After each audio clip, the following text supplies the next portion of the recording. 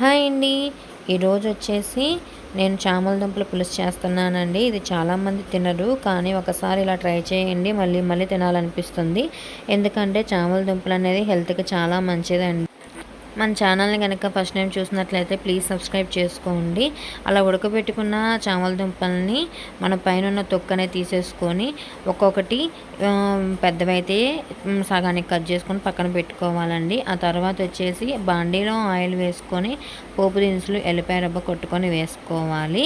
ఇక్కడ వచ్చి నేను 2 టమాటాలు, 1 ఉల్లిపాయ, 4 పచ్చిమిరపకాయలు తీసుకొని సన్నగా కట్ చేసుకొని బాండీలో వేసుకున్నానండి. ఆ తర్వాత ఇవి మగ్గడానికి కొంచెం సాల్ట్, కొంచెం పసుపు వేసుకొని మగ్గనివ్వాలి. అలా మగ్గితేనే కూర అనేది టేస్ట్ అనేది చాలా బాగుంటుందన్నమాట. అలా మగ్గి పైకి నూనె తేలిన తర్వాత మనం కారం అనేది వేసుకోవాలండి. కారం వేసుకున్న తర్వాత మనం ముందుగా కట్ చేసి పెట్టుకున్న చామల దుంపల్ని వీటిలో యాడ్ చేసుకోవాలి. యాడ్ చేసుకొని కారం, ఉప్పు ఈ చామల దుంపలకు పట్టించాలి. నిమ్మకాయ సైజ్ అంత చింతపండు తీసుకొని నానబెట్టినానండి. ఆ రసాన్ని ఇక్కడ పోసుకోవాలన్నమాట. ఇలా వేసుకొని కొంచెం వాటర్ కూడా వేసుకోవాలండి.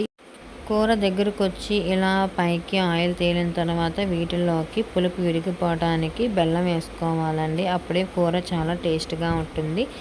Thank you.